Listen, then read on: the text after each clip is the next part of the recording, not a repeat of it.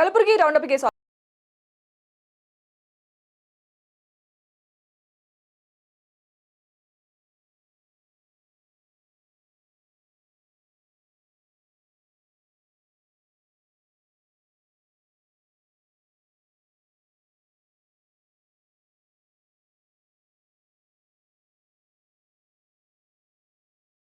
ಜಖಂಗೊಂಡಿದೆ.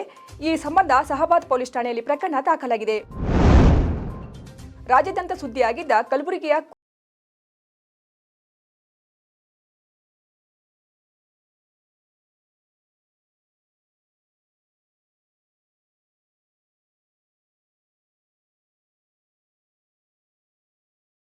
ಬಚ್ಚಿಟ್ಟು arrest ಆಗಿದ್ದ ಆರೋಪಿ ಮತ್ತೊಮ್ಮೆ ಅದೇ ಗಾಂಜಾ ಸಪ್ಲೈ ಮಾಡ್ತಿದ್ದಾಗ ಪೊಲೀಸರ ಕೈಗೆ ಲಾಕ್ ಆಗಿದ್ದಾನೆ.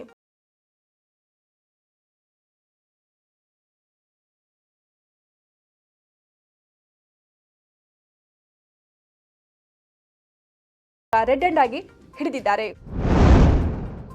ಕಲಬುರಗಿ ಮಹಾನಗರ ಪಾಲಿಕೆ ಅಧಿಕಾರಿಗಳು ಮತ್ತು ಸಿಬ್ಬಂದಿಗಳು ಸರ್ಕಾರಿ ಕೆಲಸದಲ್ಲಿ ಇದ್ದುಕೊಂಡು ಕೊರಳಿಗೆ ಐಡಿ ಕಾರ್ಡ್ಗಳನ್ನು ಹಾಕಿಕೊಂಡು ಪ್ರತಿಭಟನೆ ಮಾಡಿರುವುದು ಕಾನೂನು ಬಾಹಿರವಾಗಿದ್ದು ಅಧಿಕಾರಿಗಳ ವಿರುದ್ಧ ಕ್ರಮ ಜರುಗಿಸುವಂತೆ ಒತ್ತಾಯಿಸಿ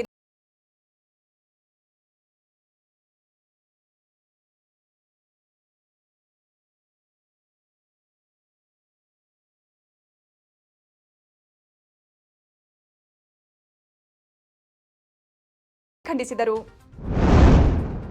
ಮಕ್ಕಳಲ್ಲಿ ವಿಜ್ಞಾನ ಮತ್ತು ಗಣಿತ ಕಲಿಕೆ ಬಗ್ಗೆ ಆಸಕ್ತಿ ಮೂಡಿಸುವ ದೃಷ್ಟಿಯಿಂದ ನಗರದ ಗುಬ್ಬಿ ಕಾಲೋನಿಯ ಮಾತೋಶ್ರೀ ಸರೋಜಾ ಸುಭಾಷ್ ಗುತ್ತಿಗೆ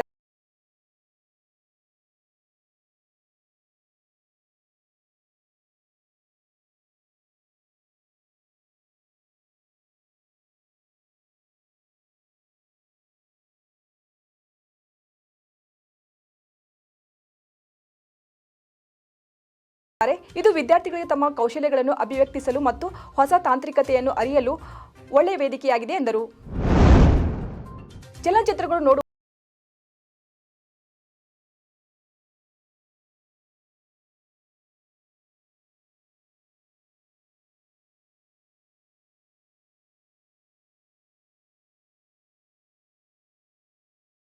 ಕನ್ನಡ ಮತ್ತು ಸಂಸ್ಕೃತಿ ಇಲಾಖೆ ಕರ್ನಾಟಕ ರಂಗರಾಯಣ್ಣ ಕಲಬುರಗಿ ವತಿಯಿಂದ HKES ಬಾಲಕಿಯರ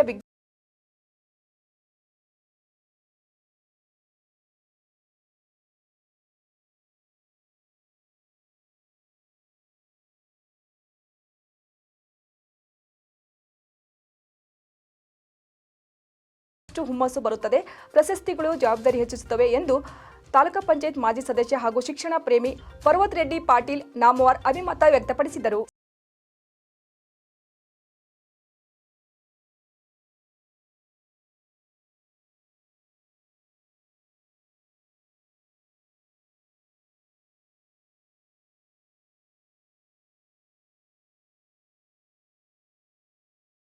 ಕಾಯಕ ರತ್ನ ಪ್ರಶಸ್ತಿ ಪ್ರದಾನ ಮಾಡಿದರು. ಫೆಬ್ರವರಿ 16ರಂದು ಕಲಬುರಗಿ ನಗರದಲ್ಲಿ ಸಂವಿಧಾನ ಜಾಗೃತಿ